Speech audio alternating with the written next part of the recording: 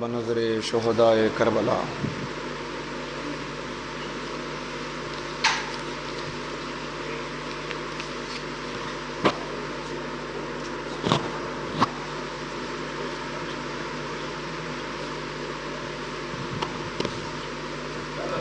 حضرات ایک مرتبہ سورہ حمد اور 3 مرتبہ توحید کی تلاوت فرما کر مرحوم علی دوست خان ابن مرحوم احمد حسین خان، مرحومہ جعفریہ بیگم بنت مرحوم حسین صاحب اور مرحوم لیاقت علی خان ابن مرحوم علی دوست خان کی ارواح کو ایصال فرما۔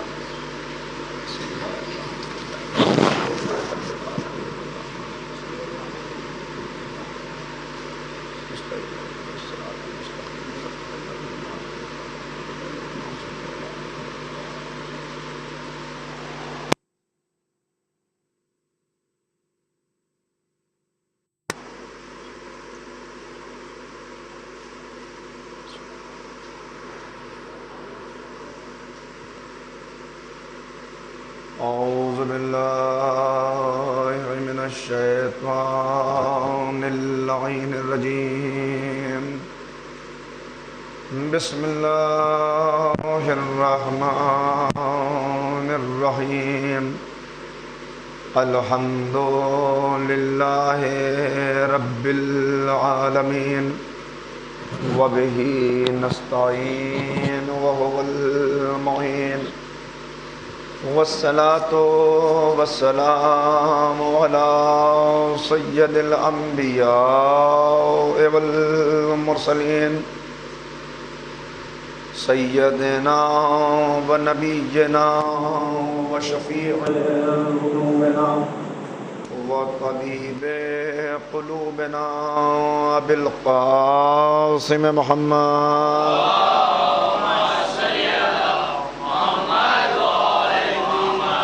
وآلہ الطیبین الطاہرین المعصومین المظلومین المنتخبین المنتجبین، اما بعد فقد قال اللہ تبارک و تعالی فی کتابہ المجید وفرقانہ الرشید وقولہ الحق، بسم اللہ الرحمن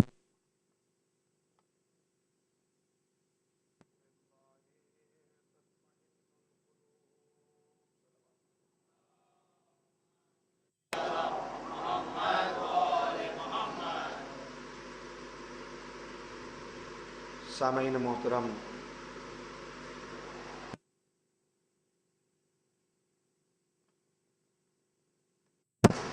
ہمارا موضوع گفتگو عشق اہل بیت اور اس کے تقاضے۔ آج یہ فکر و بحث کا 7واں مرحلہ ہے۔ خلاصہ کلام کے طور پہ آپ کی خدمت میں عرض کروں کہ کل ہم اس مرحلہ فکر تک پہنچے کہ ایک عشق لمحاتی اور جذباتی ہوتا ہے، جو لمحوں میں پیدا ہوتا ہے، لمحوں میں ختم ہو جاتا ہے۔ جذبات کی بنیاد پر یا ظاہری چیزوں کی بنیاد پر بغیر فیصلہ عقل جو کشش پیدا ہوتی ہے، اگر اسے نام عشق کا دے دیا جائے تو وہ بہت دیر تک ٹھہرتی نہیں ہے۔ اس کے لیے میں نے ایک مثال آپ کی خدمت میں عرض کی تھی کہ آپ نے دیکھا کسی حسین و جمیل کو، کسی جوان رانا کو، کسی خوبصورت انسان کو، اور جو اس کے حسن میں ایک کشش پائی جاتی تھی، اس کی وجہ سے آپ کا دل جھکنے لگا، جذب ہونے لگا اور ایک رشتہ محبت دل میں پیدا ہوا۔ لیکن تشریف لائیں، ایک صلوات پڑھیں مل کے محمد۔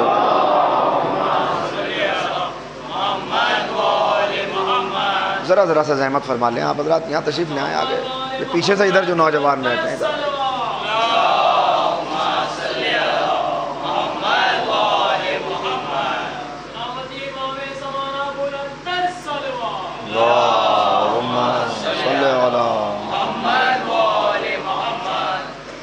تو ہم نے عرض کیا آپ کی خدمت میں کہ یہ جو جذباتی کشش ہوتی ہے یہ چند لمحوں کی ہوتی ہے، مگر عقل کی روشنی میں معرفت کے ساتھ جو محبت پیدا ہوتی ہے، جو عشق پیدا ہوتا ہے، جو رشتہ الفت پیدا ہوتا ہے، وہ نہ صرف یہ کہ لمحاتی نہیں ہوتا، بلکہ بعض اوقات اگر جان کی بازی بھی لگانی پڑے، اگر راہ عشق پر چلتے ہوئے اپنے مال و اسباب، اپنی اولاد، اپنی جان، اپنی متاع سب کی قربانی دینی پڑے، تب بھی اس عشق کے میدان میں عاشق کے پایہ ثبات میں کوئی لغزش پیدا نہیں ہوتی، عاشق پیچھے نہیں ہٹتا۔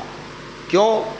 اس لیے کہ یہ عشق کمالات کو دیکھ کر ہوا ہے، یہ عشق معرفت کے ساتھ ہوا ہے، اور یہ بھی میں نے آپ کی خدمت میں عرض کیا کہ عشق قربانی چاہتا ہے، کمالات پر پیدا ہوتا ہے، جب پیدا ہو جاتا ہے تو قربانی دینے کے لیے بھی آمادہ ہوتا ہے۔ اور جب سارے کمالات کو ہم دیکھتے ہیں تو کمالات اس طرح پیغمبر اکرم اور ان کے نائب و جانشین و خلیفہ و وصی حضرت علی ابن ابی طالب علیہ الصلوۃ والسلام ذات گرامی میں حضرت کے وجود اقدس میں ہمیں نظر آتے ہیں کہ کل بات یہاں تک پہنچی کہ اگر ایک رخ سے دیکھیے تو علی ہیں، دوسرے رخ سے دیکھیے تو تمام صفات ہیں، ایک رخ سے دیکھیے تو علی ہیں، دوسرے رخ سے دیکھیے تو تمام عبادات ہیں۔ عبادات مجسم ہوتی ہیں تو چہرہ علی بنتا ہے، قرآن مجسم ہوتا ہے تو وجود اقدس امیر المومنین بنتا ہے، اس لیے کہ ساری صفات جہاں یکجا ہو جائیں، جہاں جمع ہو جائیں۔ اور میں نے عرض کیا حدیث حضرت فاطمہ زہرا سلام اللہ علیہا کی روشنی میں کہ جب ہم پیغمبر کے نقش قدم تلاش کرتے ہوئے چلے تو نبی کے نقش قدم اس در پر ٹھہرے، اور پیغمبر نے منبر تک پہنچتے پہنچتے نہ صرف ان کے فضائل اور ان سے اپنے تعلق کا اظہار کیا، بلکہ منبر کی بلندی سے یہ بتا دیا یا علی انتا وشیعتک ہم الفائزون، اے علی تم اور تمہارے شیعہ کامیاب ہیں۔ کامیابی کی سند کیا ہے؟ علی کا شیعہ ہونا۔ شیعہ کون ہوتا ہے؟ یہ کل حدیث معصومہ کونین کی روشنی میں عرض کیا، اور پھر بی بی کی عظیم الشان حدیث میں نے آپ کی خدمت میں پیش کی کہ جس میں بی بی نے بیان فرمایا ان السعید حق السعید کل سعید، وہ کامیاب ہے، وہ حقیقتاً کامیاب ہے، وہ کاملاً کامیاب ہے، من احب علی، جو علی سے محبت کرتا ہے، فی حیات ہی و بعد مماتے، زندگی میں بھی اور ان کے مر جانے کے، ان کے شہادت پا جانے کے بعد بھی، جو علی سے محبت کرتا ہے۔ اب ہم نے عرض کیا آپ کی خدمت میں کہ کیوں یہ کامیابی ہے؟ یہ کامیابی اس لیے ہے کہ جیسے جیسے بندہ علی کے قریب ہوتا جاتا ہے، علی اسے خدا کے قریب لے جاتے ہیں۔ جتنا علی کے قریب ہوتا چلا جائے گا اتنا بندگی معراج پر پہنچتی چلی جائے گی۔ اور بات یہاں تک پہنچی کہ عبادات کے اندر نماز ہے، عبادات کے اندر روزہ ہے، عبادات کے اندر حج ہے، عبادات کے اندر زکوٰۃ ہے، عبادات کے اندر جہاد ہے، اور ان ساری چیزوں کو جب منزل معراج پر آپ دیکھیں گے تو وہ وجود امیر المؤمنین میں نظر آ جائیں گی۔ یعنی عبادت کا اسم وہ ہے جو مکتوباً نظر آئے گا، عبادت کا اسم وہ ہے جو لکھا ہوا نظر آئے گا۔ جب لکھا ہوا نظر آئے تو یہ کتبی ہے عبادت، اور جب مجسم ہو جائے یہ عبادت تو یہ علی کی شکل میں کبھی مصلی پہ نظر آتی ہے، کبھی غریبوں کی مدد کرتے ہوئے نظر آتے ہیں، کبھی میدان جنگ کے اندر ایک ضربت علی کی چلتی ہے تو عبادت ثقلین پر بھاری ہو جاتی ہے۔ ایک صلوات پڑھے محمد والے۔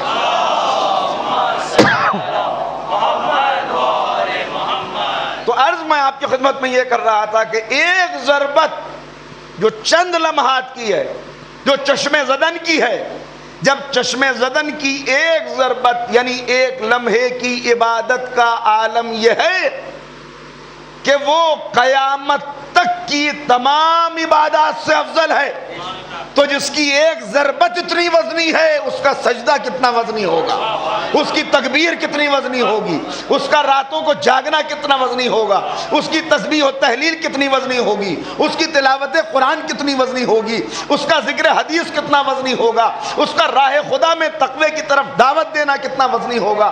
کوئی فرد بشر ایسا نہیں ہے جو علی کی عبادات کا وزن معلوم کر سکے، یہ ممکن نہیں ہے، یہ ممکن نہیں۔ اور پھر ہم نے کہا تھا کہ جب عاشق بڑھتا ہے اپنے آقا کی طرف، عشق پیدا ہوا، اب آقا کی طرف بڑھنا شروع ہوا، تو دل کے آئینے میں تصویر علی پیدا ہوتی ہے، اور جب دل کے آئینے میں عکس علی آ جاتا ہے، تصویر علی آ جاتی ہے، تو اب جو بھی عمل بندہ کرتا ہے، یہاں تک آگے گفتگو رکی تھی، اب یہاں سے پھر آگے بڑھ رہی ہے، جب دل کے آئینے میں تصویر یار آ جاتی ہے تو اب ہر لمحہ، کوئی لمحہ ایسا نہیں رہتا کہ جو اس کی یاد سے خالی ہو۔ انسان عاشق کی، معشوق کی یاد میں ڈوبا رہتا ہے، محبوب جس سے حب ہوتا ہے اس کا خیال ہر وقت رہتا ہے۔ جب اس کا خیال رہے گا تو اب اپنی سوچ کوئی سوچ نہیں رہتی، اب بندہ یہ نہیں سوچتا کہ میں کیا، میرا دل کیا چاہتا ہے، نہیں، میرا دل کیا کہتا ہے اس کی پرواہ نہیں ہوتی، زمانہ کیا کہتا ہے اس کی پرواہ کی نہیں ہوتی، معاشرہ کیا کہتا ہے اس کی پرواہ نہیں ہوتی، لوگ کیا کہتے ہیں اس کی پرواہ نہیں ہوتی، بیوی کیا کہتی ہے اس کی پرواہ نہیں ہوتی، بس پرواہ یہ ہوتی ہے کہ میرا مولا کیا کہتا ہے۔ صلوات پڑھیں بلند آواز سے محمد والے، اور اس منزل تک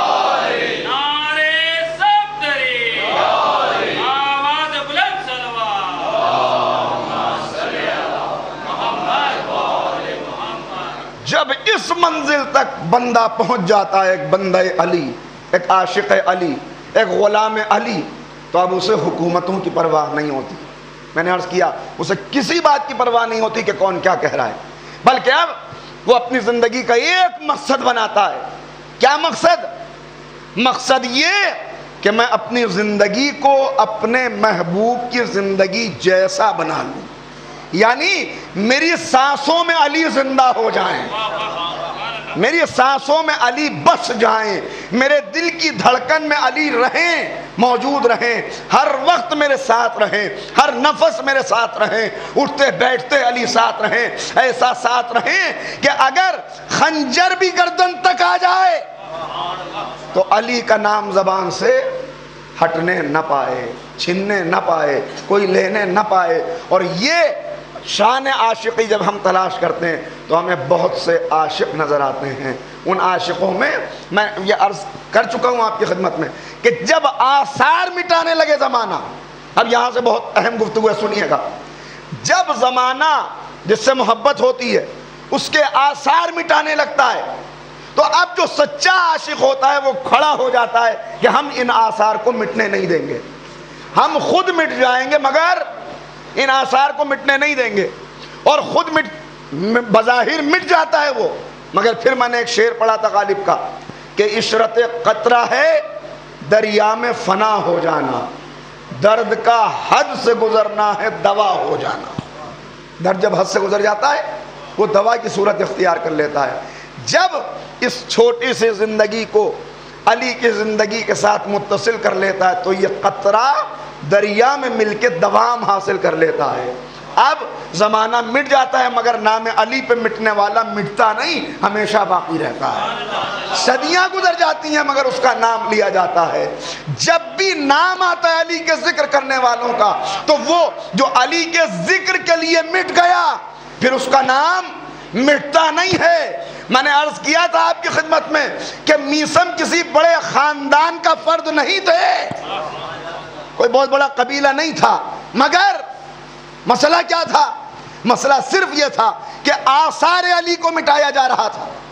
کیسا مٹایا جا رہا تھا آثار علی کو؟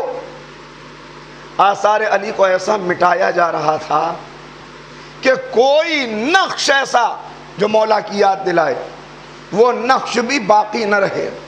مولا کو خطبہ پہلی تقریر میں عرض کیا تھا امام حسین کا کہ سرکار سید الشہداء نے منا کے میدان میں خطبہ دیا، سارے اپنے فضائل بیان کیے، قرآن کی روشنی میں، احادیث کی روشنی میں، اور پھر یہ بیان کیا کہ کیوں میں یہ بیان کر رہا ہوں؟ مجھے ڈر ہے، مجھے خوف ہے کہ حق پرانا ہونے سے مٹ نہ جائے، یعنی ہمارے آثار مٹا نہ دیے جائیں، ہمارے نقوش مٹا نہ دیے جائیں، ہمارے فضائل پر پردے ڈالنے والے کامیاب نہ ہو جائیں۔ یوں تو کامیاب کوئی ہو نہیں سکتا تھا، اس لیے کہ میں نے عرض کیا جو علی کے لیے مٹ جائے پھر علی اسے مٹنے نہیں دیتے، جو خدا کے لیے مٹ جائے پھر خدا اسے مٹنے نہیں دیتا۔ علی نے اپنی پوری زندگی کو وقف کر دیا خدا کے لیے، تو اب یہ کیسے ممکن ہے کہ ذکر علی مٹ جائے؟ اب یہ کیسے ممکن ہے کہ آثار علی مٹ جائیں؟ مگر مٹانے کی کتنی شدید کوشش ہے۔ ابھی آج کے حالات میں بھی ایک مثال دوں گا، لیکن تھوڑا سا آگے بڑھ کے، تو اب جب نقوش مٹائے جا رہے ہیں، وہ جو سچا عاشق ہے، تقاضا عشق میں سے ایک تقاضا یہ بھی ہے کہ وہ ان آثار کو مٹنے نہ دے، اور ان آثار کو بچانے کے لیے اپنی زندگی داؤں پر لگا دے، اپنے آپ کو خطرے میں ڈال دے۔ اب سوچئے اس جہت سے جس سے میں نے عرض کیا کہ میثم کا کمال کیا ہے، کمال میثم کیا ہے؟ میثم کا کمال یہ ہے کہ میثم کو عشق علی مل گیا تھا۔ نہیں توجہ فرمائی، ہر ایک کو نہیں ملتا۔ کل عرض کر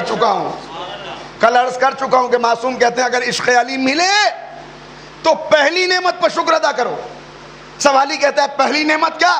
کہ پہلی نعمت ہے طہارت نسل۔ اگر عشق علی مل جائے تو پہلے اسی پر شکر ادا کر دو کہ تمہیں طہارت نسل حاصل ہو گئی۔ یعنی اس کو نہیں ملتا کہ جہاں پر رجس ہو، جہاں پر نجاست ہو۔ عشق علی مل گیا میثم کو، ہر ایک کو ملتا نہیں۔ کیوں نہیں ملتا؟ ہر ایک کو انوار کے دھارے نہیں ملتے، ہر موڑ پر انوار کا دھارا نہیں ملتا، ہر شام کو خورشید دوبارہ نہیں ملتا۔ ایسا نہیں ہوتا ہمیشہ، ہر شام کو خورشید دوبارہ نہیں ملتا، ہر بزم میں قرآن کا پارا نہیں ملتا، ہر ایک کی چوکھٹ پر ستارہ نہیں۔ صلوات پڑھیں محمد و آل محمد۔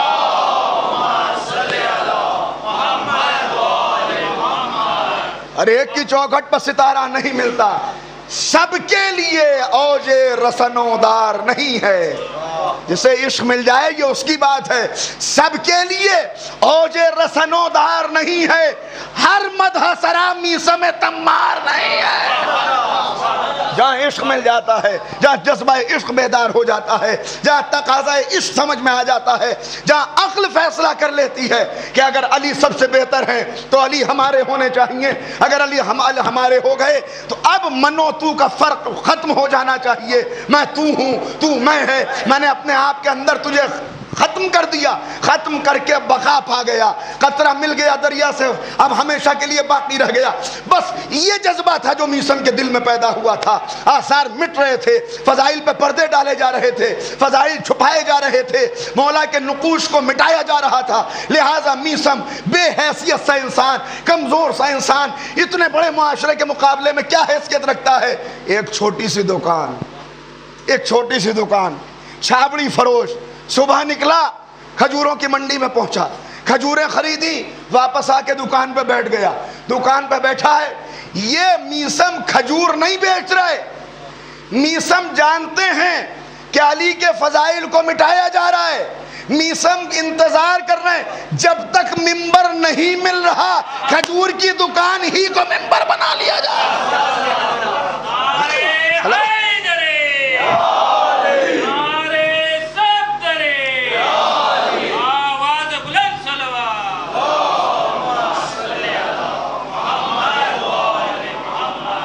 چھوٹی سی کھجور کی دکان ہے، اس کے اوپر میثم بیٹھے ہوئے ہیں، مگر کتنی محترم و مقدس، اس لیے کہ یہ وہ دکان ہے کہ جہاں پر کبھی مالک کائنات بھی بیٹھ چکا ہے، مولا بھی بیٹھ چکے ہیں کبھی یہاں۔ میثم جا رہے ہیں، مولا ذرا دیر کے لیے دکان آپ دیکھیے گا، میں ابھی آتا ہوں۔ یہ ہے میثم اور علی کی محبت۔ اب بعد علی نقوش علی مٹائے جا رہے ہیں، تو نقوش علی مٹانے کے لیے کون اٹھے گا؟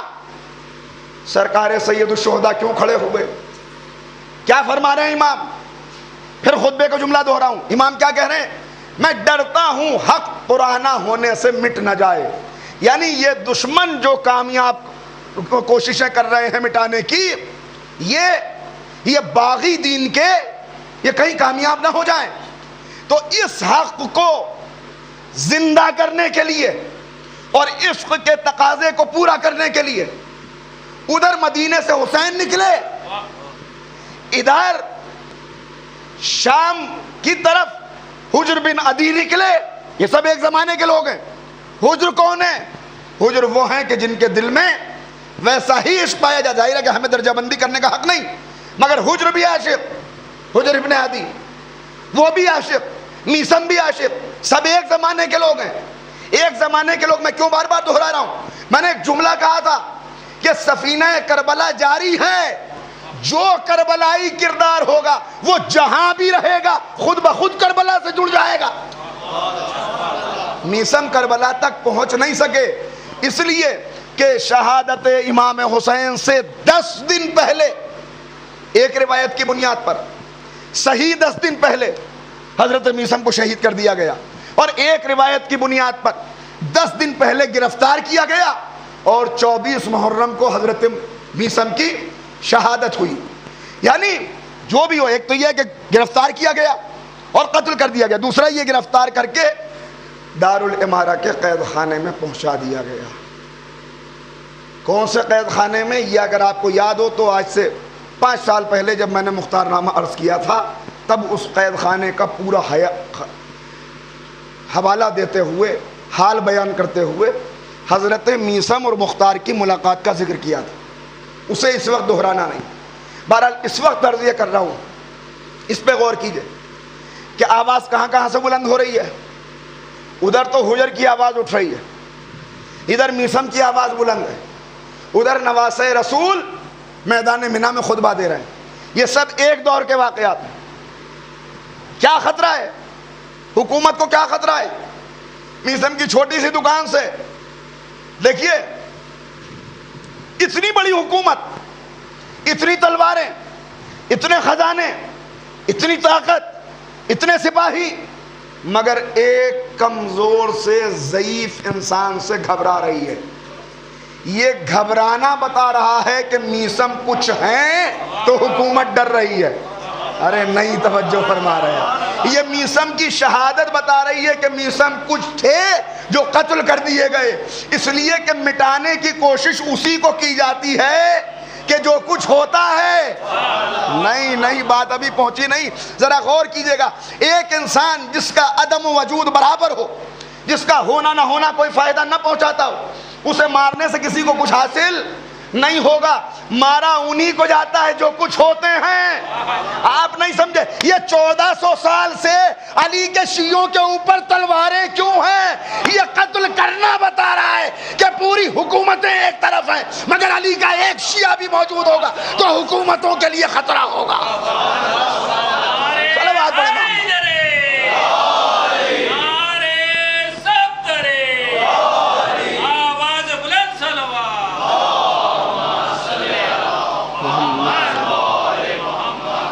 تاریکیاں کتنی ہی بڑھ جائیں، نور کی ایک کرن کافی ہوتی ہے انہیں مٹانے کے لیے.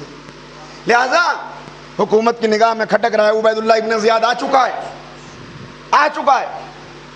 کوفے میں کیسے داخل ہوا وہ سب آپ نے سنا ہے.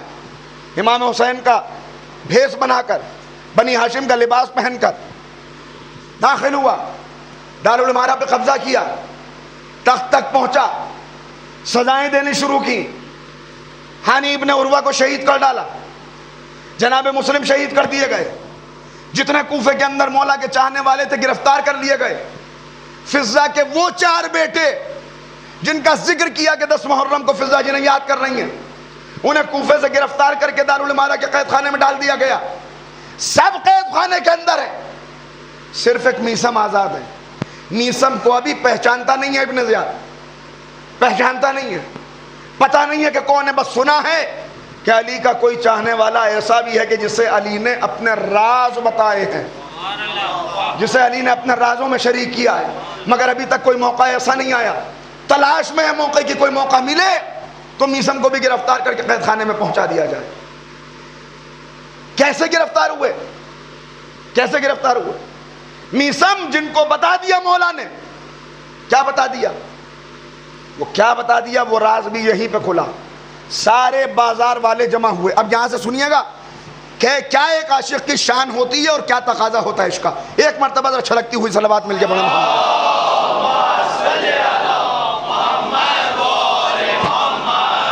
کیا تقاضا عشق ہے؟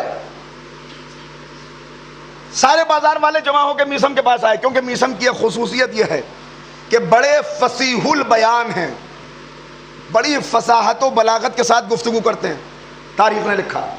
لہذا سب لوگ آئے اور آ کے کہا کہ حاکم کی طرف سے، ابن زیاد کی طرف سے بازار کا جو داروغہ بنایا گیا ہے وہ ہمارے اوپر زیادتی کر رہا ہے. اے میسم، ہم سب کے نمائندے بن کے آپ چلیے اور جا کے حاکم سے بات کیجئے اور کہیے کہ یہ ہمارے اوپر کسی اور داروغہ کو معین کیا جائے، یہ ہمارے ساتھ بہت ظلم و زیادتی سے پیش آ رہا ہے. سب کے ساتھ مل کے جناب میسم چلتے ہیں، پہنچتے ہیں. ابن زیاد نہیں پہچانتا کہ میسم کون ہے. گفتگو ہوئی، حیرت میں رہ گیا کہ ایسا فصیح البیان بھی یہاں پہ موجود ہے، اتنی فصاحت کے ساتھ گفتگو کرنے والا بھی موجود ہے. میں کہوں گا کہ یہ ابن زیاد، یہ میسم کا کمال نہیں ہے، یہ میسم کا کمال نہیں ہے. اگر ایک ذرہ بھی آفتاب کی روشنی پا لیتا ہے تو چمکنے لگتا ہے. یہ علی کی شاگردی کا کمال ہے، یہ مولا کے عشق کا کمال ہے، یہ علی کی مودت کا کمال ہے. فصیح البیان، گفتگو ہوئی، شکایت پہنچائی، بتایا، سن رہے سب. پہلو میں ابن حریث بیٹھا ہوا ہے، عبداللہ ابن حریث. یہ کون ہے؟ ابھی تعارف آئے گا آگے. عبداللہ ابن حریث نے ساری بات سنی، اس کے بعد کہا تو جانتا بھی ہے یہ کون ہے؟ ابن زیاد، تجھے معلوم ہے یہ کون ہے؟ کہا کون ہے؟ کہا یہی وہ ہے جس کے بارے میں تو پوچھا کرتا ہے، یہ علی کا شاگرد خاص میسم تمار ہے، کھجور بیچنے والا بوڑھا یہی ہے، اسی کو میسم کہتے ہیں. بس سنا، ایک مرتبہ سنبھل کے بیٹھا اور اس کے بعد کہتا ہے کیا تو ہی وہ ہے؟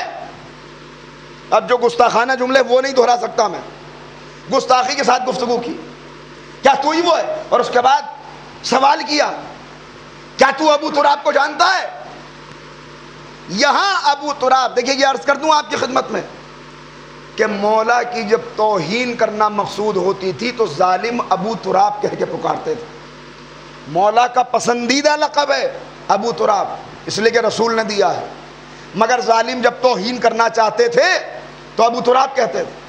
میسم سمجھ رہے ہیں؟ کہا تو ہی وہ ہے؟ میسم نے کہا میں کسی ابو تراب کو نہیں جانتا.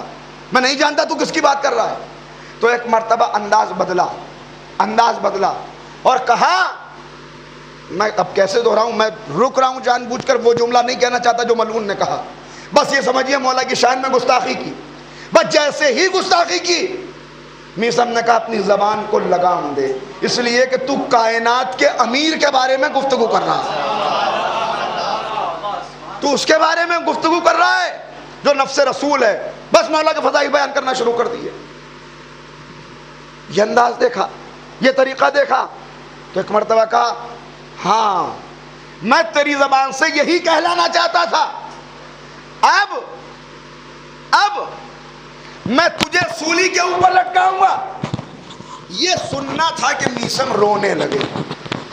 رونے سے یہ سمجھا کہ موت کے خوف سے رو رہے ہیں.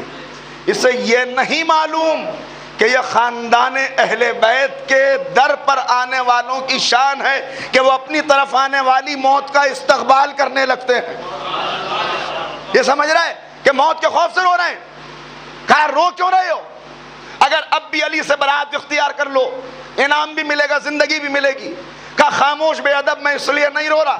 کہا کس لیے رو رہے ہو؟ کہا مجھے ایک دن یاد آ گیا.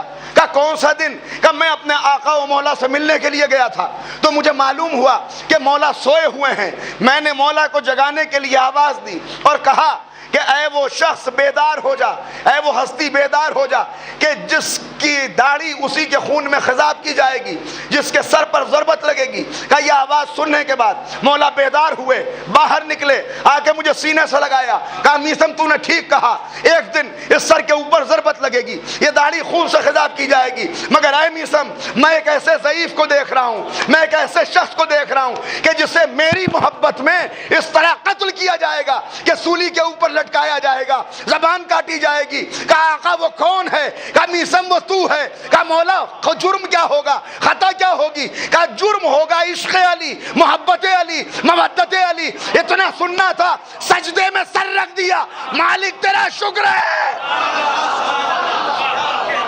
صلوات پڑھے محمد و آل محمد۔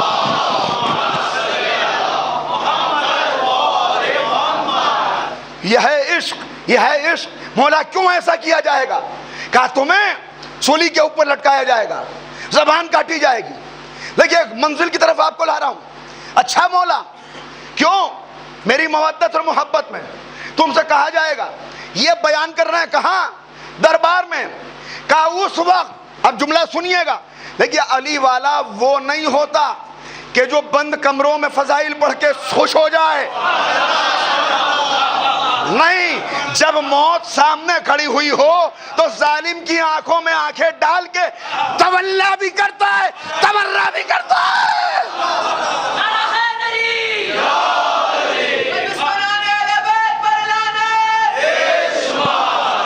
بچے سے یہ کہا کہ مجھے واقعہ یاد آ گیا، میں اس لیے رو رہا ہوں۔ کہا اس وقت اب لہجہ بدلا، اب لہجہ بدلا، اب آنسو پوچھ گئے، اب مسکراہٹ آ گئی، اب آنکھوں میں آنکھیں ڈال کے ایک مرتبہ ابن زیاد کی کہا۔ کون ابن زیاد ہے؟ میں عرض کر چکا، ہانی کو شہید کرا چکا ہے، مسلم کو قتل کر چکا ہے، سارے کوفے کے اوپر ہیبت بیٹھی ہوئی ہے، سب کو معلوم ہے کتنے شیعوں کا قاتل ہے۔ ایک مرتبہ آنکھوں میں آنکھیں ڈال کے کہتے ہیں میں نے مولا سے سوال کیا، مولا مجھے قتل کرنے والا کون ہوگا؟ تو میرے مولا نے جواب دیا وہ ایک فاحشہ کا بیٹا ہوگا۔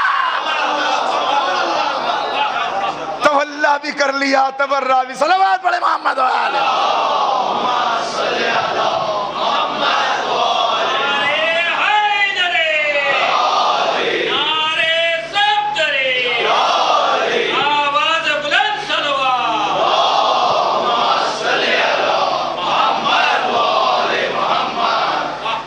دیکھیں خطرہ کس چیز سے، میں عرض کر رہا ہوں، پھر دہراتا ہوں اس بات کو، کس چیز سے خطرہ تھا؟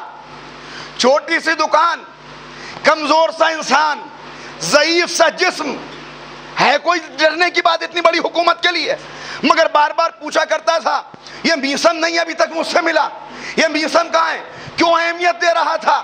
اس لیے کہ جانتا تھا دنیا میں کسی کو اس کا وجود وزنی نہیں بناتا، جتنا جتنا عشق اہل بیت دل میں اترتا جاتا ہے اتنا شخصیت وزنی ہوتی چلی جاتی ہے، اتنا شخصیت وزنی ہوتی چلی جاتی ہے۔ اب اگر آپ متوجہ ہو چکے ہوں تو ایک جملہ کہہ دوں، شخصیت کتنا وزنی ہوتی ہے یہ ہر دور کا طاغوت دیکھ لیتا ہے۔ ایک 80 برس کا بوڑھا اگر عراق میں بیٹھ کر ایک فتویٰ دے دیتا ہے تو حکومت لرز رہ لگتی ہے۔ 80 برس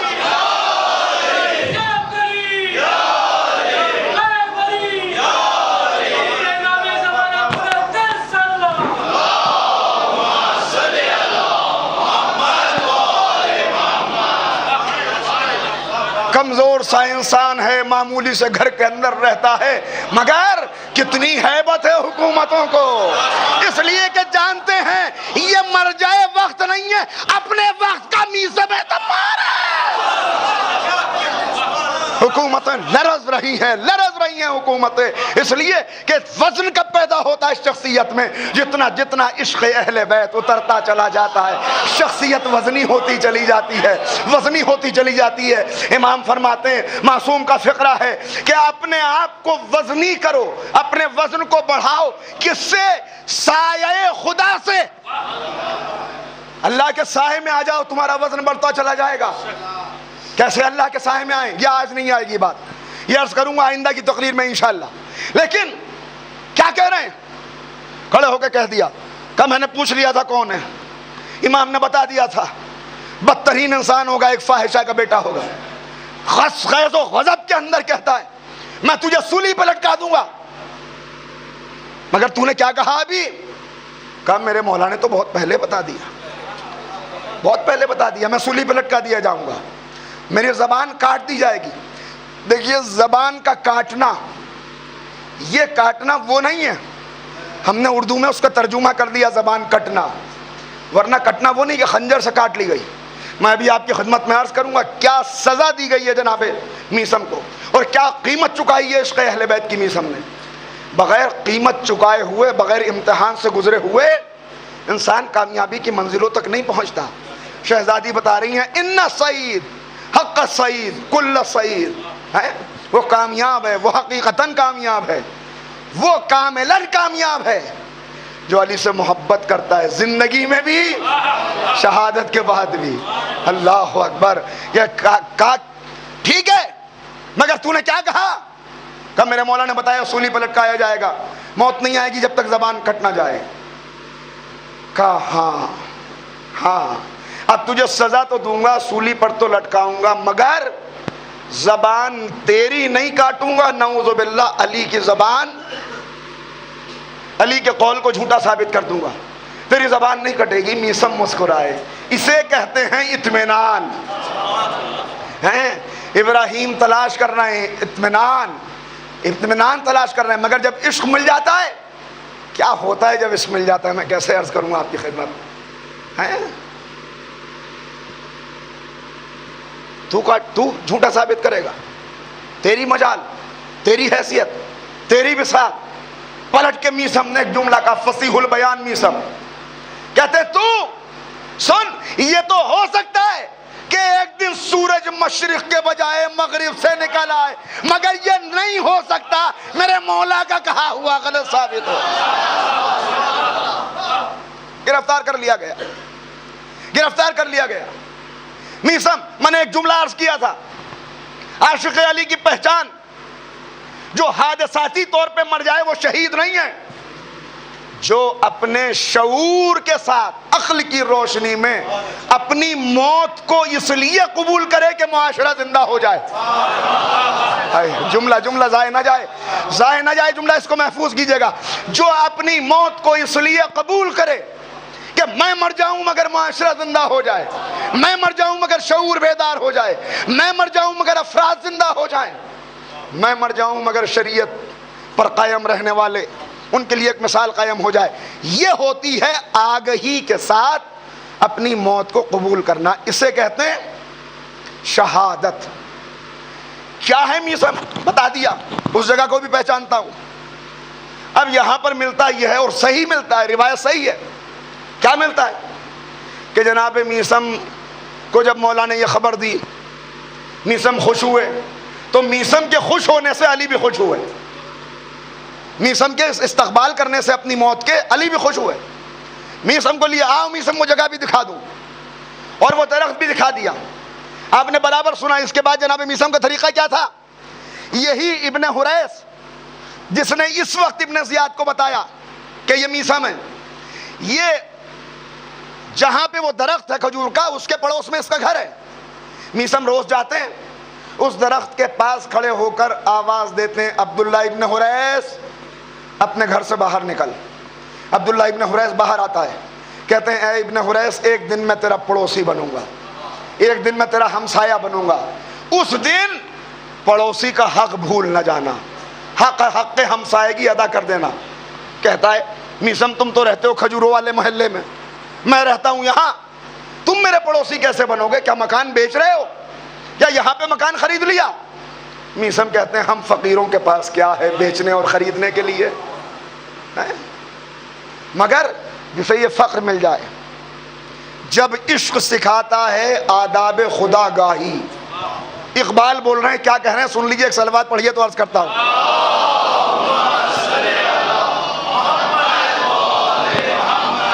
علامہ اقبال عاشق کی پہچان بتا رہے ہیں, جب عشق سکھاتا ہے آداب خدا گاہی, آتی ہے غلاموں, کھلتے ہیں غلاموں پر اسرار شہنشاہی. جب ایک عاشق واقعی طور پر خدا شناسی کی منزل کو پا لیتا ہے۔ جب ایک عاشق کسی ایسے کے قریب ہو جاتا ہے جو اسے خدا تک پہنچا دے تو کیا ہوتا ہے؟ پھر اگر وہ غلام بھی ہو تو اس کی نگاہوں میں بڑے بڑے شہنشاہوں کی حقیقت کھل جاتی ہے، وہ ڈرتا نہیں ہے، ہیبت نہیں رہتی۔ کیا ہوتا ہے پھر؟ اس کے بعد بڑھتے بڑھتے اقبال کہتے ہیں پھر کیا اس کے اندر تبدیلی آتی ہے کردار میں۔ دیکھیے عشق ہوتا ہی وہ ہے جو بدل دے۔ اگر بدلاؤ نہ آئے تو اس کا مطلب ابھی عشق کی دولت ویسی نہیں ملی، ابھی جذب نہیں ہوا یا کردار بدلتا ہوا نظر آئے۔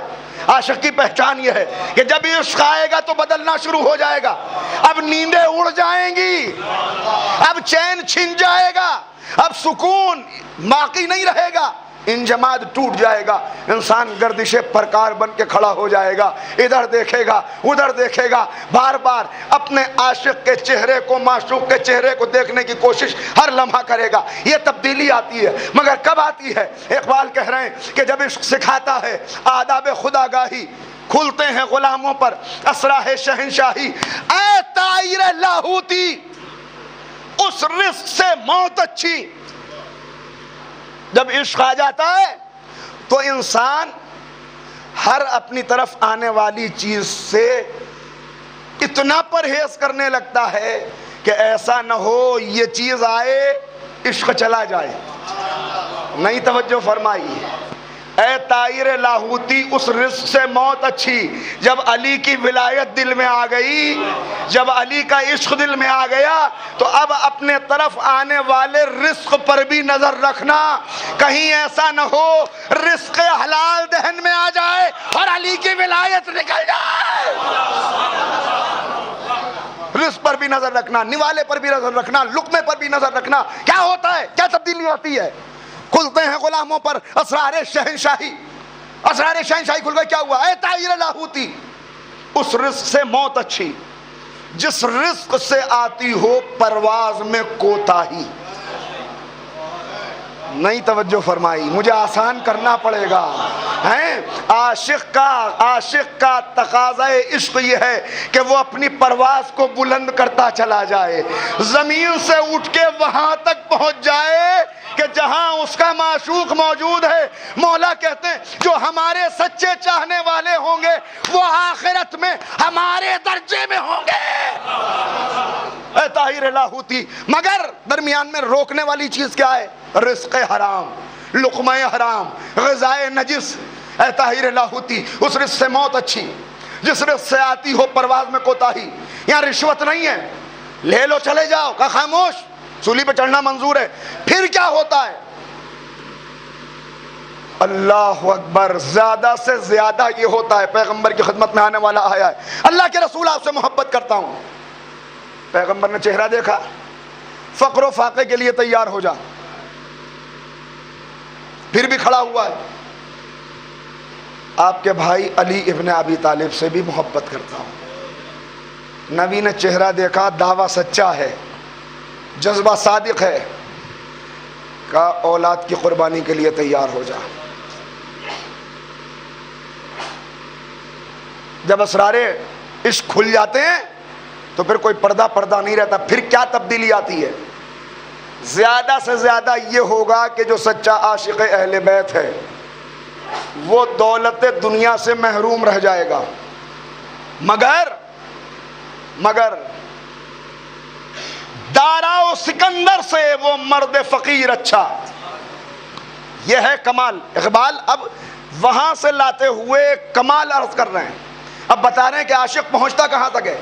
کہہ رہے ہیں دارا و سکندر سے وہ مرد فقیر اچھا ہو جس کی فقیری میں بوئے اسد اللہ ہی، جس کی فقیری کے اندر صلوات پڑھے محمد و آل محمد،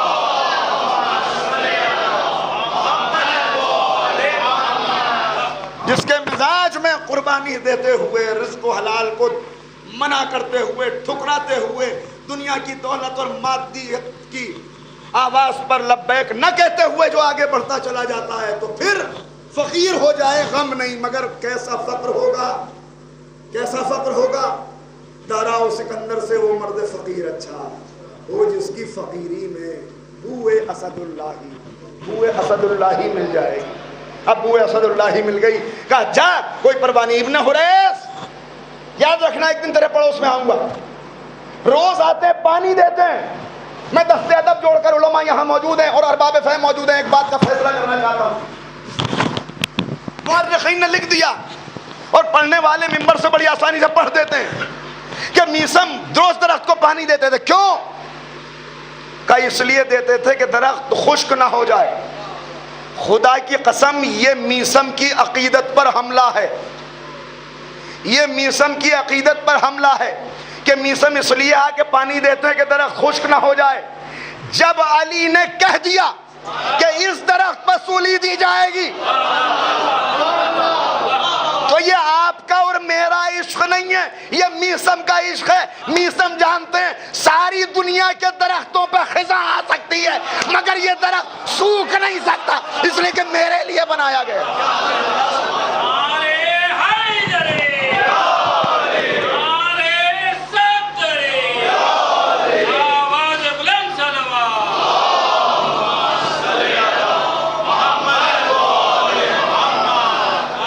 معرفت میسم پر شک نہ کیجئے۔ پھر پانی دینا کیوں ہے؟ سوال ہے نا، کیوں ابن حریث کو بلا رہے ہیں نکلو باہر؟ کیوں کہہ رہے ہیں یاد رکھو ایک دن تمہارے پڑوس میں آؤں گا؟ کیوں آ کے روز درخت میں پانی ڈالنا ہے؟ یہ پانی ڈالنا اس لیے نہیں کہ درخت خشک نہ ہو جائے، یہ پانی ڈالنا اس لیے ہے کہ تو وہ ہے کہ جو میرے مولا کے فرمان کی وجہ سے شہادت کے درجے تک پہنچنے میں میرا معاون و مددگار ہے، تو وہ ہے جس پر مجھے سولی دی جائے گی۔ تو میسم وہ ہیں جو اپنی شہادت کا استقبال کر رہے ہیں، شعور کے عالم میں بتا رہے ہیں کہ دیکھو شہادت وہ ہوتی ہے جو شعور کے ساتھ قبول کی جائے۔ شعور بیدار ہے، روز آ کے پانی دے رہے ہیں۔ وہی ابن حریث آج دربار میں بیٹھا ہوا ہے، کہتا ہے جانتا ہے کون ہے؟ کا میسم ہے۔ گرفتار کر لیے گئے، تہ خانے میں پہنچے، قید خانے کے اندر کیا کیا گفتگو ہوئی میں نے سب چھوڑ دیا، قید خانے سے نکالے گئے۔ اب سنیے اور توجہ سے سنیے، میں آپ کی خدمت میں یہ عرض کرنا چاہتا ہوں سولی کہتے کسے ہیں تاکہ یہ پتہ چلے کہ علی کے عشق کی، اہل بیت کی مودت کی قیمت کیا ہوتی ہے، اور یہ قیمت دینے والا قیمت دینے پہ تبھی تیار ہوگا۔ میں نے شعر یوں ہی نہیں سنایا آپ کو کہ وقت آگے بڑھ جائے اس لیے دو شعر سنا دوں، بہت سوچ سمجھ کے یہ شعر سنایا کہ تاویل لاہوتی اس رزق سے موت اچھی جس رزق سے آتی ہو پرواز میں کوتاہی۔ پرواز میں کوتاہی کہاں آتی ہے؟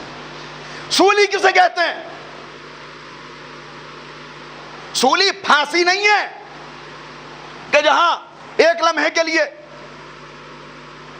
پھانسی تک پہنچایا گیا، 3-4 منٹ کی اذیت ہوئی، گردن کی ہڈی ٹوٹی، اس کے بعد دم گھٹا اور حبس سے تنفس سے انسان مر گیا۔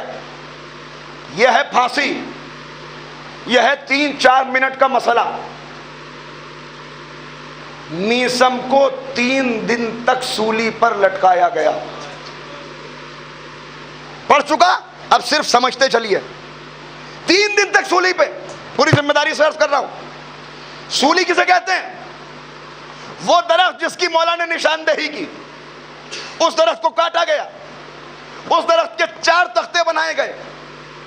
روایت میں کہ مولا نے صرف یہ نہیں بتایا تھا کہ تجھے اس پہ سولی دی جائے گی، بلکہ یہ بھی بتایا تھا کہ اس میں کا ایک ٹکڑا وہ ہوگا، اسی درخت کا ایک حصہ وہ ہوگا جس پر حجر کے بیٹے کو سولی دی جائے گی، رشید حجری کو سولی دی جائے گی۔ ذرا سا اختلاف ہے روایت میں، اس لیے دونوں نام عرض کر دیے، رشید حجری کا نام بھی ہے اور حجر کا نام بھی ہے۔ بہرحال درخت کٹا، 4 ٹکڑے ہوئے، رات کو میسم گئے، دیکھا درخت کٹا ہوا ہے، اس درخت کے ایک ٹکڑے کے اوپر ایک کیل لگائی، اپنے بیٹے کے پاس آئے، کہا میرے لال درخت کٹ گیا مگر یاد رکھنا جس درخت کے تختے کے اوپر میں کیل لگا کے آیا ہوں، میری شہادت کے بعد دیکھ لینا میں اسی تختے کے اوپر سولی دیا ہوا پایا جاؤں گا، اس لیے کہ میرے مولا نے مجھے یہ بھی بتا دیا ہے کہ درخت کے کس حصے پہ تمہیں سولی دی جائے گی۔ میں نے کیل لگا دی ہے پہچان کے طور پر. اے میرے لال آنے والی نسلوں کو بتا دینا, آنے والی نسلوں کو بتا دینا. یہ کہہ کے واپس. اب سولی, اللہ اکبر, اس تختے کے اوپر جناب میثم کو لٹایا گیا. دونوں ہاتھوں میں کیلیں ٹھوک دی گئیں, دونوں پیروں میں کیلیں ٹھوک دی گئیں, اور اس کے بعد خون بہنے نہ پائے اس کے لیے بند لگا دیے گئے, بند لگا دیے گئے تاکہ کیلیں ٹھکی رہیں مگر خون جسم سے. دیکھیے اگر خون بہت زیادہ بہے گا تو کیا آپ جانتے کیا نتیجہ ہوتا ہے؟ خون بہت زیادہ بہتا ہے تو انسان شوق میں چلا جاتا ہے. یہ چاہتے ہیں کہ ہوش و حواس کے عالم میں آخری لمحے تک میثم اذیت کو برداشت کرتے رہیں. سولی کھڑی کر دی گئی, کھڑی کر دی گئی. خصوصی طور پہ کہا گیا سب کچھ کرنا مگر زبان نہ کاٹنا. جیسے ہی میثم سولی کے اوپر بلند ہوئے, میثم نے آواز دی ابن حریث اپنے گھر سے باہر نکلو. دیکھو میں تم سے کہتا تھا حق ادا کرنا, تم پوچھتے تھے تم کب میرے پڑوس میں آؤ گے, میں تمہارے پڑوس میں آ گیا. اور اس کے بعد کہا اے کوفے والو سنو, میں تمہیں قیامت تک کی خبریں سناؤں جو مجھے میرے مولا امیر المومنین نے بتائی ہیں. میں تمہیں بتاؤں کہ آنے والی حکومتوں کا انجام کیا ہوگا, میں تمہیں بتاؤں کہ علی کے چاہنے والوں پر کیا گزرے گی. یہ عجیب بات ہے, دنیا ابھی تک اہل بیت کے علم غیب پر شک کر رہی ہے, یہ غلام ہے جو بتا رہا ہے, یہ غلام ہے جو بتا رہا ہے. آؤ میں تمہیں بتاؤں, آؤ مجھ سے فضائل سنو, آؤ اسرار امیر المومنین سنو, آؤ علی کی محبت کا راز سنو, آؤ علی کی محبت کا انجام اور صلہ سنو, آؤ میدان محشر میں شیعیان علی کی شان سنو. میثم نے بولنا شروع کیا, میثم نے بولا. لوگ اپنے گھروں سے نکل پڑے قلم اور دعوات لے کر. میثم گفتگو کرتے جا رہے ہیں, قلم چلتے چلے جا رہے ہیں, اذیت بڑھتی چلی جا رہی ہے, چہرہ زرد ہوتا چلا جا رہا ہے, جسم نیلا ہوتا چلا جا رہا ہے, مگر میثم کی زبان ہے کہ بڑھتی چلی جا رہی ہے. میثم بولتے چلے جا رہے ہیں, فضائل کا دریا ہے جو بہتا چلا جا رہا ہے. ایک مرتبہ خبر پہنچی, کہا اے ابن زیاد یاد رکھ, اگر میثم اور بولتے رہے تو فضائل کے اس دریا میں تیری حکومت تنکے کی طرح بہتی ہو, حکومت تنکے کی طرح بہ جائے گی. میثم کی زبان کو خاموش کرو. کہا نہیں, میثم کی زبان نہیں کاٹنی ہے. ایک دن گزر گیا, اگلا دن آیا, اگلا دن آیا, اللہ اکبر, تختے کو زمین کے اوپر لٹایا گیا. ایک ایک لفظ کا ذمہ دار ہوں جو بیان کر رہا ہوں. زمین کے اوپر لٹایا گیا, میثم کے ہاتھوں کو کاٹا گیا, پیروں کو کاٹا گیا, اور ہاتھوں اور پیروں کو کاٹنے کے بعد زخموں کو سی دیا گیا تاکہ خون نہ بہے, زیادہ خون نہ بہے. ہاتھوں اور پیروں کو کاٹنے کے بعد زخموں کو سیا گیا, ایک قطرہ خون بھی نہ نکلنے پائے. یہ اہتمام کر کے پھر سولی کو کھڑا کر دیا گیا, اور اس کے بعد ایک خنجر پشت کی طرف سے بھونک دیا گیا تاکہ خون قطرہ قطرہ کر کے نکلے. ایک دم سے خون بہ کے میثم ختم نہ ہو جائے. ایک دن اور اسی عالم میں گزرا. اب ہاتھ کٹے ہوئے ہیں, پیر کٹے ہوئے ہیں. یہ ہے علی کی محبت کی قیمت, یہ ہے علی کے عشق کی قیمت, یہ ہے تقاضا. تقاضا میں عرض کر رہا ہوں, جب تک یاد رکھیے اگر اس گھرانے میں پیدا ہوئے ہیں, اگر اس گھرانے میں پیدا ہوئے ہیں اور علی کی محبت کا دم بھرا ہے تو پھر یاد رکھیے اپنے آپ کو شہادت کے لیے آمادہ رکھیے, شہادت کے لیے آمادہ رکھیے. کسی بھی لمحے اگر آپ کا خون مانگا جائے تو پھر اس کے لیے پیچھے نہ رہیے گا, اپنے آقا کے قدموں میں اپنے سروں کا نذرانہ پیش کرنے کے لیے تیار رہیے. اس لیے کہ آثار مٹائے جا رہے ہیں. میں پھر رک کے یہاں پہ عرض کر رہا ہوں, آثار مٹائے جا رہے ہیں. آثار, یہ ابھی اعلان جو ہوا یہ آپ نے سنا نا, آپ تک پہنچی آواز, آپ نے پڑھا اخبار, آپ نے سنا کہ کیا کہا گیا. آج پھر ایک باغی پیدا ہوا, آج پھر ایک طغیان آواز دے کے کہہ رہا ہے ہم کعبے کو مٹا دیں گے. یہ کعبے کو مٹانا نہیں ہے, جب تک کعبہ باقی رہے گا علی کے سچا خانے کے طور پر علی کے فضائل باقی رہیں گے. یہ کعبے کو مٹانے کی بات نہیں ہے, یہ اس بات کا اعلان ہے کہ ہم کوئی آثار باقی نہ رہنے دیں گے جو علی کی فضیلت بن کے زندہ رہے. میں صرف ایک آواز دے کر آج کے اس اس ملون بغدادی سے کہوں گا صرف ایک آواز دے کر، اے علی کے آثار مٹانے والے تھوڑا سا انتظار کر لے، ہر مسجد کے مینارے سے اشہد ان امیر المومنین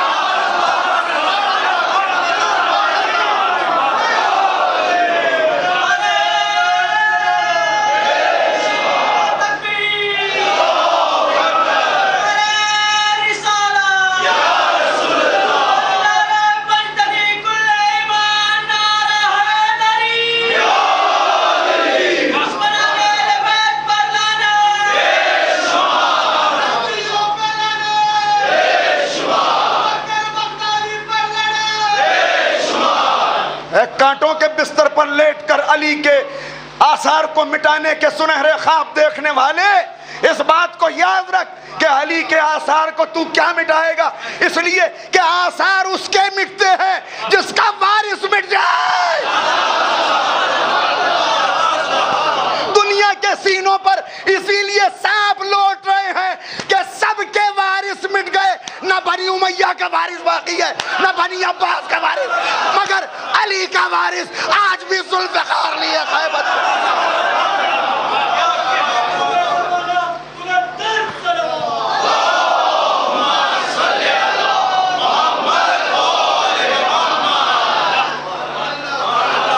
پریشان ہے دنیا، حیران ہے دنیا، میسم سولی کے اوپر لٹکے ہوئے ہیں، ہاتھ کٹے ہوئے ہیں، پیر کٹے ہوئے ہیں، زخم سلے ہوئے ہیں، خنجر کھپا ہوا ہے، مگر میسم کی زبان ہے، میسم کی زبان ہے کہ میسم کی زبان فضائل کے دریا بہا رہی ہے، حکمتوں کے دریا بہا رہی ہے۔ میسم بندوں کو آواز دے رہے ہیں، آؤ بندگی پروردگار میں علی کے قریب آ جاؤ، جتنا علی کے قریب آتے چلے جاؤ گے اتنا خواہشات نفس مٹتی چلی جائیں گی، خود غرضیاں ختم ہوتی چلی جائیں گی، محبت دنیا نکلتی چلی جائے گی۔ آؤ علی کے قریب آؤ، علی تمہیں خدا تک لے جائیں گے، علی تمہیں رسول تک لے جائیں گے، علی تمہیں قرآن تک لے جائیں گے، علی تمہیں بلندی تک لے جائیں گے، علی تمہیں جنت تک لے جائیں گے، علی تمہیں کوثر تک لے جائیں گے، علی تمہیں پل صراط تک لے جائیں گے۔ میسم کی زبان۔ آخر میں تیسرا دن آیا۔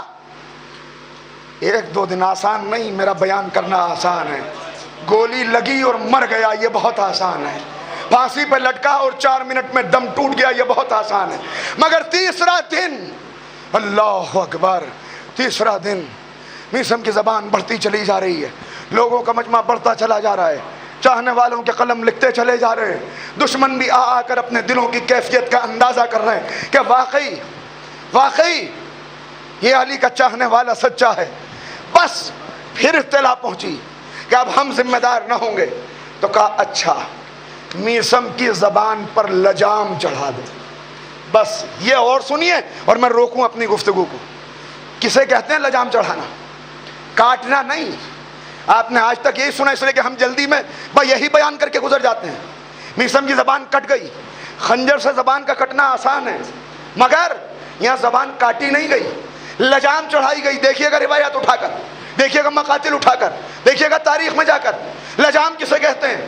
اللہ اکبر، اللہ اکبر، جس کے ہاتھ کٹے ہوئے ہوں، جس کے پیر کٹے ہوئے ہوں، جس کے پشت میں خنجر لگا ہوا ہو، اب اس کی زبان پر لجام چڑھائی گئی۔ لجام کا مطلب یہ ہوتا ہے کہ ایک بٹی ہوئی رسی جس کے درمیان میں ایک کیل ہوتی ہے، لمبی کیل، کیا کرتے ہیں؟ انسان کا منہ کھول کر، زبان باہر نکال کر، زبان کے اندر یہ کیل لگا کر لجام چڑھا دی جاتی ہے۔ اب منہ کھلے کا کھلا رہ جاتا ہے، اب زبان کے اندر یہ کیل لگی ہوئی ہے، مگر یہ کیل اتنی بڑی تھی کہ لکھا ہوا ہے جب باہر کی طرف سے لگائی گئی تو جناب میسم کے گردن کی طرف سے باہر نکل گئی۔ یہ ہے لجام کا چڑھانا، یہ ہے لجام کا چڑھانا۔ میرا یہاں بیٹھ کے فضائل پڑھنا آسان ہے، میرا یہاں بیٹھ کے علی کے اسرار بیان کرنا آسان ہے۔ عزیزو، علی کے فضائل اور علی کا پیغام، یہ دونوں چیزیں، یہ بہت بڑی دولت ہے، اسے سنبھال کے رکھیے گا۔ میں بار بار اس بات کو عرض کرتا ہوں، عقیدہ اور عمل، عقیدہ اور عمل، عقیدہ اور عمل، ان دونوں کی حفاظت ہمیں کرنی ہے، اس لیے کہ ہم حفاظت نہ کریں گے تو کون کرے گا؟ میسم بتا رہے ہیں، میسم بتا رہے ہیں اتنی بڑی قربانی، یہ ہے تقاضۂ عشق۔ تقاضۂ عشق وہ ہوتا ہے کہ جب جب جیسا موقع ہو قربانی دینے کا ویسے قربانی دی جائے، مگر آقا ہم پیچھے نہیں ہیں، مولا ہمیں بھی میسمی کردار عطا کر دو، مولا ہمیں بھی حجر کا کردار عطا کر دو، مولا ہمارے درمیان کے اختلافات کو بھی مٹا دو۔ عزادارو، میں جملہ کہہ رہا ہوں، میں آ کے یہاں پہ آپ سے التجا کر رہا ہوں، یہ بہت بڑی دولت ہے، بہت بڑی قیمت دے کر یہ ہم تک پہنچی ہے۔ شیعت آپس میں ٹکراتی نہیں ہے، آپس میں اختلافات نہیں ہوتے، اختلاف رائے پایا جاتا ہے، نظریات کے اختلافات پائے جاتے ہیں، مگر خدا کے لیے میں آپ کو اللہ کی قسم دے کے کہہ رہا ہوں، حسین کی محنت کو رائے گا نہ کیجیے، میثم کی محنت کو رائے گا نہ کیجیے۔ اگر ہم آپس میں لڑنے لگے تو دشمن کا مقابلہ کون کرے گا؟ ابھی تو زہرا کا بیٹا انتظار کر رہا ہے، ابھی تو زہرا کا بیٹا انتظار کر رہا ہے، علی کا دل تو پہلے ہی بہت دکھا ہوا ہے، علی تو پہلے ہی مظلوم ہے۔ ارے ہوا کیا تھا اس وقت بھی تو یہی ہوا تھا کہ دشمن اپنی سازش میں کامیاب ہو گیا تھا۔ کتنا کامیاب ہوا؟ جس رسول کے در پر لاکھوں کا مجمع رہتا تھا، اس کے وارث کے ساتھ 5 یا 7 افراد تھے۔ اللہ اکبر! باقی سب کہاں چلے گئے؟ کہاں چلے گئے؟ علی تنہا رہ گئے، علی مظلوم رہ گئے۔ علی کتنے تنہا رہ گئے میں نہیں عرض کر سکتا، مگر اتنے تنہا رہے، میں نے روایت کا فقرہ دیکھا کہ ایک دن جب علی گھر میں داخل ہوئے تو دیکھا فاطمہ بیٹھی ہوئی رو رہی ہے۔ علی کی تنہائی بتا رہا ہوں۔ بانی مجلس کا حکم ہے کہ بی بی فاطمہ کے مصائب پڑھوں، شہزادی کے مصائب کیسے پڑھوں؟ کہاں سے زبان لاؤں جو مصائب پڑھے جائے؟ ارے فاطمہ کی اپنی زبان ہو تو مصائب بیان ہو، جو اپنی زبان سے اپنے مصائب پڑھے۔ سبت علی مصائب اللہ والنہار۔ اللہ اکبر! علی گھر میں آئے ہیں، دیکھا فاطمہ بیٹھی ہوئی گریہ کر رہی ہیں۔ ایک مرتبہ تڑپ گئے، قریب آئے، اے بنت رسول آپ نے بہت گریہ کیا، بنت رسول نہ روئیے، کون سی تازہ مصیبت نے رلا دیا؟ زہرا نے سر اٹھایا اور کہا یا علی میں اپنے اوپر نہیں رو رہی، میں اپنی مصیبت پر نہیں رو رہی، کہا پھر میں آپ کی تنہائی پر رو رہی ہوں۔ علی تنہا رہ گئے تھے کیونکہ دشمنوں نے دوستوں کو آپس میں لڑا دیا تھا، دشمنوں نے دوستوں میں افتراق ڈال دیا تھا۔ علی کی محنت رائے گاہ نہ ہو، فاطمہ کی قربانی بیکار نہ چلی جائے۔ آپس میں بیٹھو، اگر اختلاف نظر ہے تو اسے دور کرو، اگر اختلاف نظریات ہے تو اسے دور کرو، مگر دل ملاؤ۔ حسین کی قربانی کے تم وارث ہو، علی کی قربانی کے تم وارث ہو، پنجتن کی دولت کے تم وارث ہو، عزاداری کے تم وارث ہو۔ ذرا غور کرنا، ذرا سوچنا، علی تنہا تھے کل، آج کہیں ایسا نہ ہو امام زمانہ تنہا رہ جائے، آج کہیں ایسا نہ ہو وقت کا حسین تنہا رہ جائے، آج کہیں ایسا نہ ہو مولا آواز دیں تو چنئی میں رہنے والے مومنین مولا کی آواز پر ایک دوسرے کو یہ کہتے ہوئے نظر آئیں کہ ہمیں جانا ہے کہ نہیں جانا۔ ذرا غور کرنا، ذرا سوچنا۔ بس میرا پیغام ختم ہو گیا، مگر آخر میں عرض کر رہا ہوں، ایک مرتبہ کہتے ہیں میری تنہائی پر کہا ہاں مجھے سلمان کر پرسہ دینے کے لیے آئے تھے، دلاسا دینے کے لیے آئے تھے۔ سلمان نے مجھے بتایا کہ جب آپ مدینے میں نکلتے کوئی آپ کو سلام نہیں کرتا۔ اے نہیں اندازہ کیا، ارے یہ آپ کا شہر ہے، یہ آپ کی بستی ہے، اگر آپ کی بستی کا کوئی بزرگ کبھی خدا نہ خواستہ ایسا ہو جائے کہ گھر سے باہر نکلے کوئی سلام نہ کرے، اپنے شہر کے اندر، اپنے وطن کے اندر، اپنے محلے کے اندر اگر ایسا ہو جائے دل پہ کیا گزرے گی؟ یا علی میں نے سنا ہے کوئی آپ کو سلام نہیں کرتا۔ ایک مرتبہ علی نے چیخ بلند کی، علی نے ایسا گریہ کیا کہ چیخ بلند ہوئی، کہا اے بی بی، اے بنت رسول کیا پوچھتی ہو؟ ارے صرف اتنا ہی نہیں ہے بلکہ میں سلام کرتا ہوں تو لوگ جواب بھی نہیں۔ ہائے علی کی مظلومیت، ہائے علی کی تنہائی، ہائے زہرا کا غم، ہائے پنجتن کی غربت، ہائے ائمہ خدا کا اکیلا پن۔ ارے اللہ اکبر! عزادارو کیا ہوا؟ صرف تنہا چھوڑ دیتے تو کوئی بات نہیں تھی، مگر میں کیسے بیان کروں؟ صرف تنہا چھوڑ دیتے تو کوئی بات نہیں تھی۔ میں آپ سے ایک بات پوچھتا ہوں، آپ کے گھر میں بہنیں ہوں گی، بیٹیاں ہوں گی، اللہ آپ کی بہنوں بیٹیوں کو سلامت رکھے۔ کبھی کسی 18 سال کی بچی کو آپ نے دیکھا ہے کہ جب وہ کھڑی ہو تو اسے دیوار کا سہارا لینا پڑے؟ اب سمجھنا کیا گزری زہرا پر کہ زہرا جب کھڑی ہوتی تھی دیوار کا سہارا لیتی تھی، جب چلتی تھی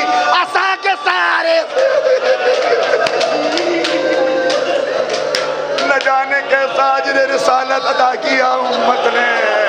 رسول دنیا سے جا چکے تھے, ظالم دروازے پہ جمع تھے اور کہہ رہے تھے ابو الحسن کو باہر نکال دو. علی تنہا تھے اور زہرا محافظ امامت بن کے کھڑی ہوئی تھی. علی کو کمرے میں چھوڑ کر یہ وصیت کر کے میرے حق کا واسطہ آپ باہر نہ نکلیے گا. زہرا دروازے کے پیچھے کھڑی ہو کے کہہ رہی تھی کیا اس در کو جلا دو گے جس میں حسن و حسین رہتے ہیں؟ کیا اس دروازے پہ آگ لگا دو گے جس پہ رسول سلام کیا کرتے تھے؟ اللہ اکبر. اور اس کے بعد میں کیسے عرض کروں, بس ختم ہو گئی مجلس. ہاں روایت نے اتنا لکھا کہ دروازے پہ آگ لگی, دھواں بلند ہوا. ارے آج اگر خدا نہ خواستہ کسی کا گھر جلنے لگے, لوگ آگ بجھانے کے لیے دوڑ پڑتے ہیں. فاطمہ کا گھر جل رہا تھا, دنیا تماشا دیکھ رہی تھی, کوئی آگ بجھانے والا نہ تھا. زہرا کھڑی ہوئی تھی. بس ختم ہو گئی گفتگو. یہاں تک کہ وہ وقت آیا, میں کیسے جملہ عرض کروں. مقتل کا فقرہ ہے کہ ایک مرتبہ ظالم کی لات پڑی, دروازہ ٹوٹا اور رسول کی بیٹی دروازے اور دیوار کے درمیان. آئے زہرا, غربت زہرا, مظلومیت زہرا. زہرا دروازے اور در کے درمیان پس گئی. ایک چیخ بلند ہوئی, اے فضا, میرا بچہ, میرا محسن.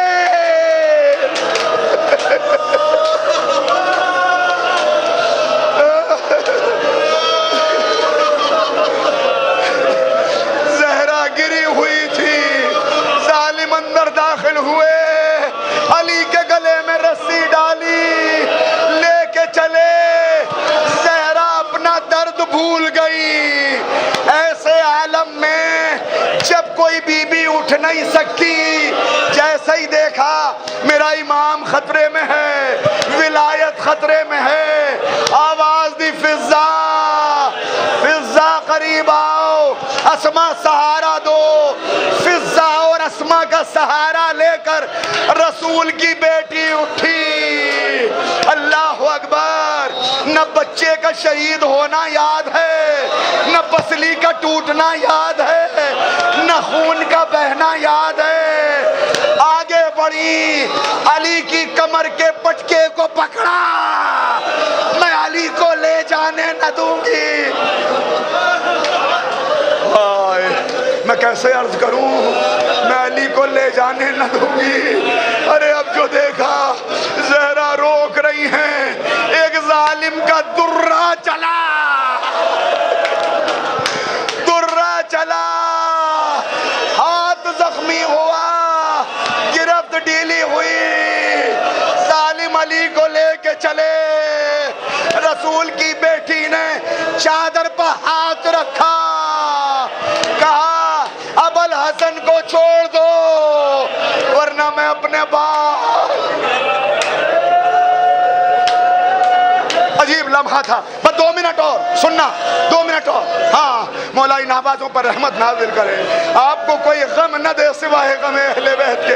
اس ذکر کے صدقے میں سارے اختلافات مٹ جائیں, سب کے دل ایک دوسرے کی طرف سے صاف ہو جائیں, سب کی جوانیاں سلامت رہیں, تمہاری بہنوں کی کے پردے کی اللہ حفاظت کرے, تمہارے بچے دین پر پروان چڑھے. بس آخری فقرے سننا, آخری فقرے سننا. اللہ اکبر, اللہ اکبر. علی نے دیکھا زمین مدینہ ہل رہی ہے, مسجد نبوی کی دیواروں میں زلزلہ ہے. دور دیکھا سلمان کھڑے ہوئے, قریب بلایا. سلمان آنسوؤں کو پوچھ کے قریب آئے, کہ سلمان زہرا سے جا کے کہہ دو علی کے حق کا واسطہ, علی کے حق کا واسطہ, علی کے حق کا واسطہ اندر چلی جائیں. سلمان آئے, سلمان کی کیا بساط کے روکتے, ہاتھوں کو جوڑ کے کہا بی بی اندر چلے جائیے. ایک جملہ کہا, اے سلمان دیکھتے نہیں یہ میرے بچوں کو یتیم کرنا چاہتے ہیں.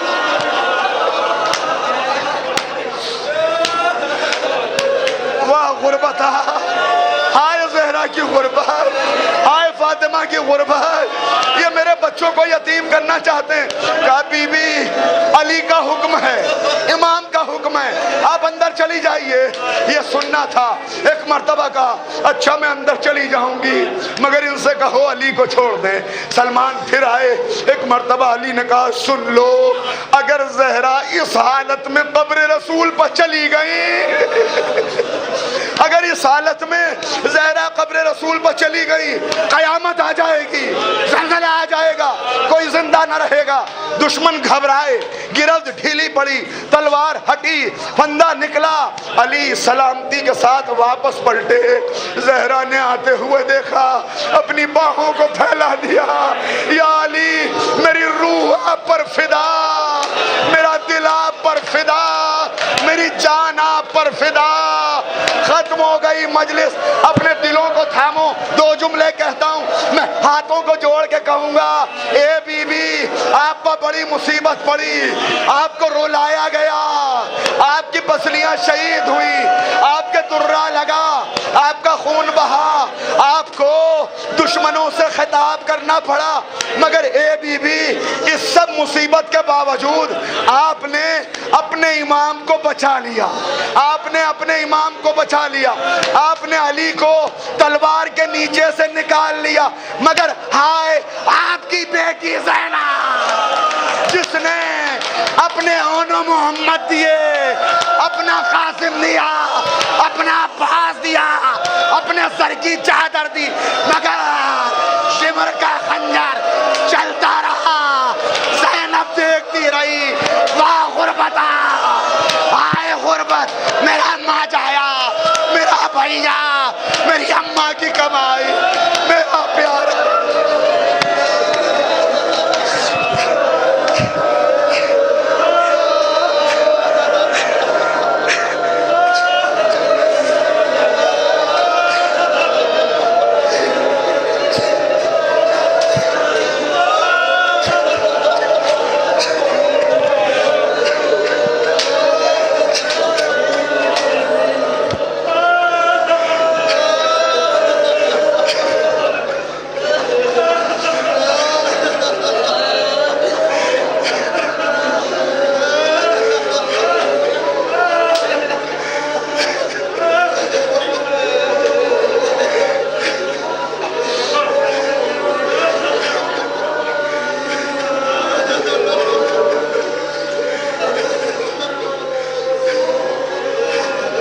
عزیزو اپنی دلی دعائیں مانگ لیجئے، یہ دعاؤں کی قبولیت کا وقت ہے۔ آنکھوں میں آنسو ہیں، یہ دعاؤں کی قبولیت کا وقت ہے۔ بار الہ ان آنسوؤں کے صدقے میں جب موت کا فرشتہ آئے تو ہماری آنکھ میں آنسو نہ ہو، اور اگر ہو تو غم حسین کا آنسو ہو۔ بار الہ ہمارے جوانوں کی جلاونیاں سلامت رہے، ہم سب کو دین اہل بیت پر پروان چڑھا۔ بار الہ معبود تمام مومنین کے دلوں میں ایک دوسرے کے لیے محبت پیدا کر۔ بار الہ ہماری بزرگوں کو قوت و توانائی اور طول حیات عنایت فرما۔ بار الہ زہرا کی قبر آج بھی جلتے ہوئے سورج کے نیچے ہے۔ معبود وارث زہرا کو اذن ظہور دے دے تاکہ اس قبر کے اوپر جنت البقیع کے اوپر عظیم الشان روزہ بن سکے۔ بار الہ مقامات مقدسہ کی حفاظت فرما۔ بار الہ ہمیں ناصران امام زمانہ میں شمار فرما۔ معبود ہمارے گناہوں کو بخش دے، ہم تیری طرف حاضر ہیں۔ بار الہ ہمارے کرداروں کو اس لائق کر دے کہ اہل بیت ہم سے راضی ہو جائیں۔ بار الہ ہمارے دلوں کو حقیقی عشق اہل بیت عطا فرما دے۔ امام کے ظہور میں تاجیل فرما، ہمیں سرکار کے انصار میں شمار فرما۔ ربنا تقبل منا انک انت السمیع العلیم، انا للہ و انا الیہ راجعون۔ حضرات ایک مرتبہ سورہ حمد اور 3 مرتبہ سورہ توحید کی تلاوت فرما کر مرحوم علی دوست خان ابن مرحوم احمد حسین خان، مرحومہ جعفریہ بیگم بنت مرحوم حسین صاحب، مرحوم لیاقت علی خان ابن مرحوم علی دوست خان کی ارواح کو ایصال فرما دیں۔ بسم اللہ خان کی ارواح کو ایصال فرما دیں۔